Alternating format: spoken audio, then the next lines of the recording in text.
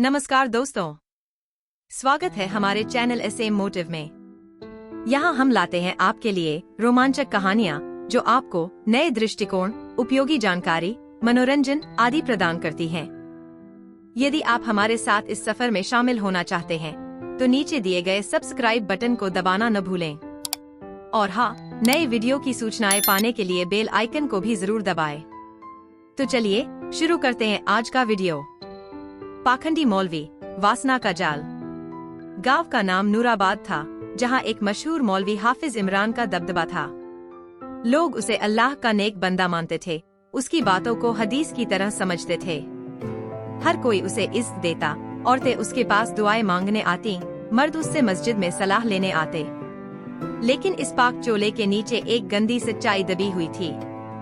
इमरान को औरतों की कमजोरी पता थी, उनका डर, उनकी परेशानी, उनका दर्द। वह इन कमजोरियों को अपने फायदे के लिए इस्तेमाल करता। अपने चेहरे पर ईमानदारी का नकाब लगाए वह अपने शिकार की तलाश में रहता। शिकार का इंतजार। एक दिन गांव की रुखसाना बीबी मौलवी के पास आई। वह कई सालों से मां बनने की कोशिश कर रही थी, लेकिन हर बार उसका गर्भपात हो जाता। उसने कई डॉक्टरों और हकीमों से इलाज करवाया था, लेकिन कुछ भी असर नहीं कर रहा था। अब उसके पास सिर्फ एक ही सहारा था, मौलवी साहब। मौलवी साहब, मैं बहुत परेशान हूँ, अल्लाह के नाम पर कुछ मदद कीजिए। मौलवी ने गहरी सांस ली, आंखें बंद की और कुछ पढ़ने लगा। फिर धीरे से बोला, रुखसाना, तेरा मसला आम नहीं है, तुझ पर किसी जिन्न का साया है। तेरा बच्चा इसीलिए जिंदा नहीं रहता। रुखसाना के चेहरे का रंग उड़ गया। तो क्या होगा मौलवी साहब? इसके लिए एक खास इबादत करनी होगी, लेकिन यह इबादत तुझसे अकेले में करनी होगी, क्योंकि यह आम दुआओं से अलग है। रुखसाना डरी हुई थी, लेकिन उसके पास और कोई चारा नहीं था। वासना का शैतान। रात को जब पूरा गांव सो रहा था, रुखसाना चुपचाप मौलवी के पास गई।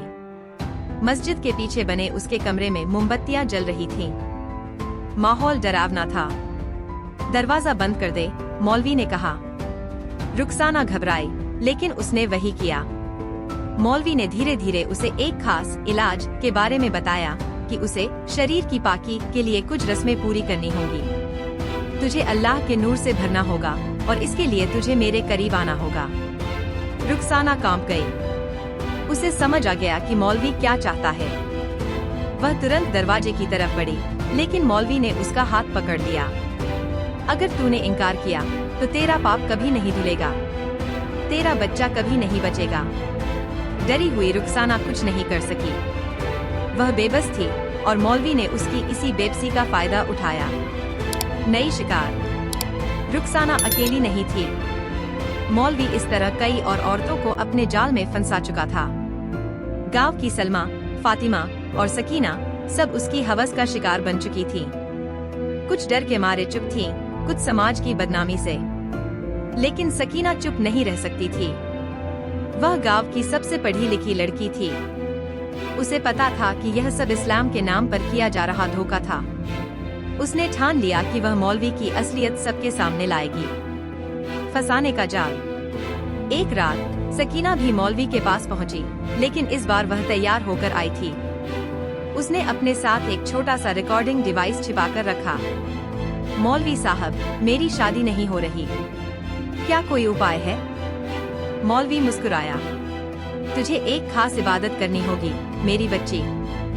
यह इबादत किसी को नहीं बतानी, वरना असर खत्म हो जाएगा। कैसी इबादत? तेरी शादी तभी होगी जब तेरा जिस्म पाक होगा, और यह पाकी मैं ही दे सकता हूँ। यही सबूत चाहिए था। सकीना ने चुपचाप सारी बातें रिकॉर्ड कर ली और अगले दिन पूरे गांव के सामने मौलवी का पर्दाफाश कर दिया। गांव का फैसला। जब गांव वालों ने सुना कि मौलवी औरतों की आबरू से खेलता था, तो वे आग बबूला हो गए। मस्जिद के बाहर भीड़ इकट्ठा हो गई। लोगों ने मौलवी को पकड़कर बाहर घसीटा। इसे गांव से निकाल दो। नहीं, इसे सजा दो। गुस्साए मर्दों ने उसे पीटना शुरू कर दिया। किसी ने उसकी दाढ़ी नोच दी, किसी ने उसे थप्पड़ मारे। तू इस्लाम का दामन दागदार कर रहा था। गांव के बुजुर्गों ने फैसला किया, मौलवी को गांव से बाहर निकाल दिया गया। और उसकी सारी इज्जत धूल में मिल गई। सबक।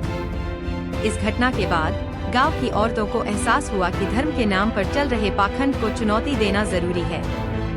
उन्होंने तय किया कि अब वे आंख मूंदकर किसी पर भरोसा नहीं करेंगी। कहानी का सबक साफ था, अंधभक्ति खतरनाक हो सकती है और पाखंडी धर्मगुरुओं को बेनकाब करना ही सच्चा धर्म है।